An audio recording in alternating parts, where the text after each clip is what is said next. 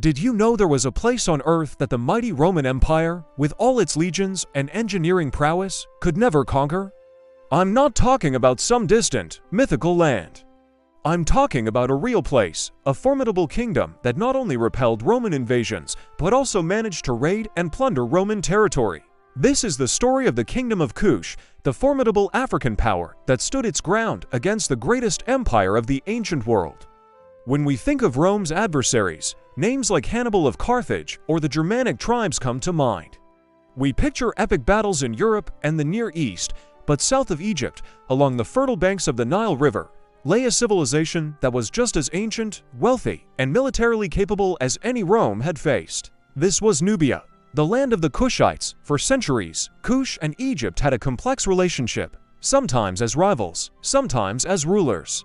In fact, the 25th dynasty of Egypt was composed entirely of Kushite pharaohs who ruled over the entire Nile Valley. They were known as the Black Pharaohs, and their reign was a period of great prosperity and cultural revival. So, when Rome conquered Egypt in 30 BC, after the famous story of Antony and Cleopatra, they suddenly found themselves neighbors with this powerful southern kingdom. From the Roman perspective, Egypt was the breadbasket of their new empire, a source of immense wealth. The lands to the south were just another territory to be subjugated and exploited for gold, ivory, and slaves. The first Roman prefect of Egypt, Cornelius Gallus, certainly thought so. He marched his legions south, past the traditional border at Aswan, and claimed a portion of Kushite territory for Rome. He was so proud of this achievement that he erected monuments boasting of his victory over a people unheard of before by the Roman people. This arrogance would soon be put to the test. The Kushites were not a people to be trifled with. They were led by a fierce and brilliant ruler, the Kandake, or Queen, Aminirenas. The title Kandake was passed down through the maternal line, and these warrior queens held immense power. Kandake Aminirenas was not about to let Roman aggression go unanswered. While the new Roman prefect, Aelius Gallus, was busy with a disastrous campaign in Arabia, Aminirenas saw her chance. Around 27 BC, she led her Kushite army north into Roman-controlled territory. They stormed the cities of Aswan, Philae, and Elephantine, overwhelming the Roman garrisons stationed there. In a stunning act of defiance, her soldiers toppled statues of the Emperor Augustus. One famous bronze head of Augustus was captured and taken back to the Kushite capital of Meru. There, it was buried beneath the steps of a temple dedicated to a Kushite victory god. This was the ultimate insult. Every person entering the temple would literally be treading on the image of the Roman emperor. It was a powerful symbol. Rome could be defeated. When news of this audacious attack reached Rome, Augustus was furious. He dispatched his best general in the region, Gaius Petronius, with over 10,000 legionaries and cavalry to exact revenge. Petronius marched south into Kush, pushing back the Kushite forces. He sacked the city of Napata, a major religious and political center for the Kushites, and enslaved its inhabitants. It seemed like a typical Roman punitive expedition designed to crush the spirit of a rebellious neighbor. Petronius even left a garrison behind and returned to Egypt, likely believing the matter was settled. He was wrong. Kandake Aminirenas was not broken. She regrouped her forces and laid siege to the very fortress Petronius had left behind.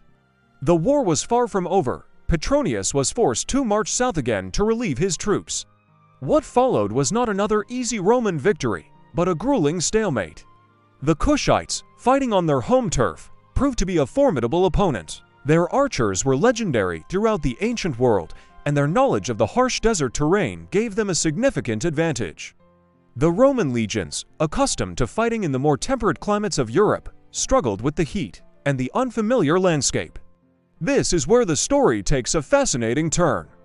Instead of a prolonged, costly war of attrition, something remarkable happened: diplomacy. Kushite ambassadors were sent all the way to the Greek island of Samos, where Emperor Augustus himself was staying. They didn't come as defeated supplicants begging for mercy. They came to negotiate a peace treaty as equals, and incredibly, Augustus agreed. The resulting Treaty of Samos in 21 BC is one of the most remarkable documents in ancient history. The Romans agreed to withdraw completely from all the Kushite territory they had occupied. They pulled their border back to its original position before the conflict. Most astonishingly, They granted the Kushites tax-exempt status. Rome, the empire that taxed everyone, made an exception for Kush. Why would the seemingly invincible Roman Empire make such concessions? The answer lies in pragmatic realism. Augustus and his generals realized that conquering Kush would be an incredibly difficult and expensive undertaking. The kingdom was vast, the terrain was inhospitable, and the people were fierce warriors led by a determined queen. The potential gains from conquering this land, mostly gold mines that were deep in Kushite territory, were simply not worth the massive military investment and the constant risk of rebellion. The Kushites had proven they could strike back and inflict real damage. It was more practical to have a stable, peaceful, and even prosperous neighbor on their southern border than a constantly rebellious and costly province. The treaty established a peace that would last for nearly 300 years. Kush became a reliable trading partner, and the border remained largely quiet. The story of Candace Arenas and her stand against Rome is a powerful reminder that history is often more complex than the simple narratives we retaught. It challenges the idea of Roman invincibility. While Rome conquered vast swaths of Europe, North Africa, and the Middle East, they met their match in the Nubian desert. The Kushites didn't just survive an encounter with Rome. They fought them to a standstill and negotiated a favorable peace. They forced the most powerful empire in the world to respect their sovereignty. The bronze head of Augustus, excavated in 1912 and now on display in the British Museum, remains a silent testament to this incredible chapter of history, a symbol of the African kingdom that stared down the Roman eagle and refused to blink. The earth that Rome could never conquer wasn't a mythical land. It was the resilient and powerful kingdom of Kush. Thanks for watching. If you enjoyed this dive into a lesser-known corner of history, don't forget to like, subscribe, and hit that notification bell for more stories you might have missed. See you next time.